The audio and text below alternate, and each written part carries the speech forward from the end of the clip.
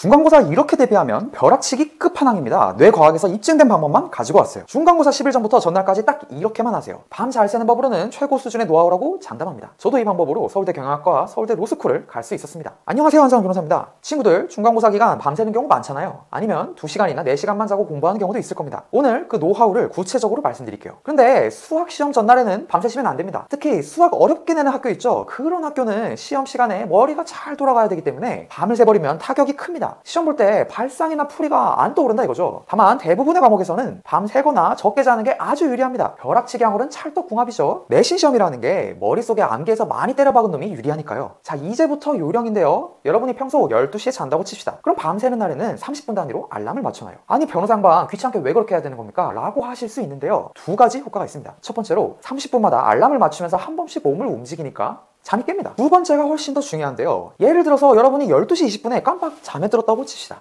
그래도 12시 30분에 알람이 울리겠죠. 그러니까 여러분은 10분만 졸고 반복되는 알람을 들으면서 잠에서 깰 수가 있습니다. 하필이면 망할 뻔한 날을 알람이 구제한 거죠. 변호사 양반, 나는 알람 듣자마자 꺼버리고 또 자는데요? 어쩌라고요?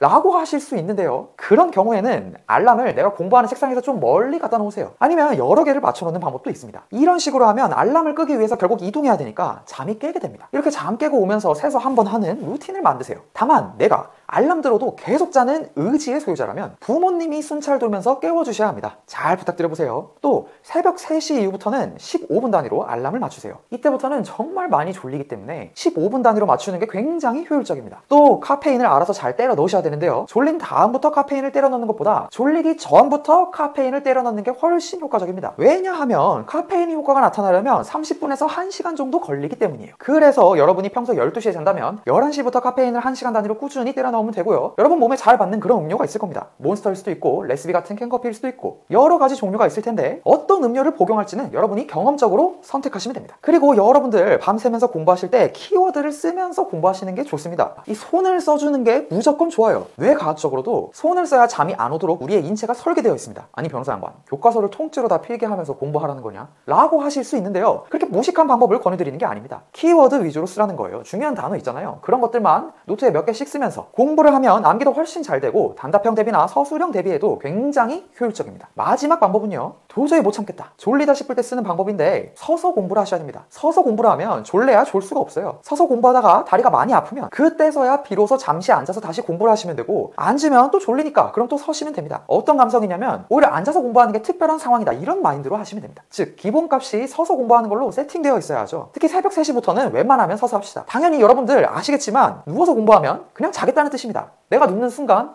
오늘 내가 밤새는 건 실패했구나 라고 생각하시면 돼요. 그런데 여러 가지 방법을 말씀드렸지만 사실상 하나도 안 자고 밤을 새는 건 쉽지 않습니다. 그래서 좀 더 라이트한 버전이 있습니다. 바로 2시간을 자는 버전입니다. 사실 2시간 자는 것도 꽤 괜찮은 방법인데요. 뇌과학에서도 얘기를 하지만 사람은 자는 동안 암기했던 내용이 머릿속에 잘 저장이 됩니다. 그렇기 때문에 2시간 정도 자는 게 꼭 효율이 떨어지는 방법이라고 볼 수도 없어요. 또 여러분이 시험 10일 전이라면 밤을 새기보다는 4시간 정도 자는 것도 좋습니다. 2시간이나 4시간이나 방법은 비슷하니까 일단 2시간 버전을 말씀드릴게요. 친구들 여기서도 두 가지 방법이 있어요. 첫 번째는 새벽 5시까지 공부하고 7시까지 취침하는 방법입니다. 이게 가장 깔끔한 방법인데요. 두 번째는 꼼수를 쓰는 겁니다. 그러니까 새벽 2시부터 4시까지 2시간 미리 자는 거예요. 이런 경우에는 새벽 2시가 되면 너무 졸려서 자는 그런 경우인데요. 4시에 기상을 해서 7시까지 3시간 동안 남은 공부를 하는 방법입니다. 당연히 이 방법은 단점이 존재해요. 2시부터 4시까지 자서 2시간 자고 딱 일어나려고 했는데 까무룩 7시까지 자버린다 이겁니다. 그래서 4시 기상을 하기 위해선 부모님의 도움이나 나를 깨워줄 착한 동생이 준비물이에요. 알람만으로는 부족하고 여러분 가족이 여러분을 꼭 흔들어 깨워주셔야 됩니다. 강하게 흔들어서 깨워줄 수 있어야 된다는 거죠. 그래서 4시에 기상해서 3시간 버티면서 공부를 하는 건데 사실 이 방법도 4시에 일어날 수 있다는 전제만 있으면 굉장히 괜찮은 방법입니다. 2시간 정도 자고 일어나면 그래도 훨씬 덜 피곤하기 때문에 머리가 좀 멍하긴 하지만 할만해지거든요. 하지만 내가 4시에 일어날 자신이 없는 친구들은 깔끔하게 5시까지 하고 7시에 자는 방법이 좋습니다. 오늘의 요약 1. 30분 단위로 알람을 맞춰라. 새벽 3시 이후로는 15분 단위로 맞추면 된다. 2. 카페인은 졸리게 1시간 전부터 꾸준히 복용해라. 3. 키워드를 쓰면서 암기를 해라. 손을 쓰면 졸리지 않는다. 4. 졸릴 때는 서서 공부하는 게 기본값 디폴트다. 다리가 아프면 잠깐 앉았다가 다시 서서 공부해라. 5. 시험 열흘 전에는 4시간 자고 3일 전에는 2시간 자고 전날에는 밤을 새보는 것도 괜찮은 전략이다. 다만 4바4가 심하니까 자기 객관화 잘 한 채로 계획을 세워보자. 감사합니다.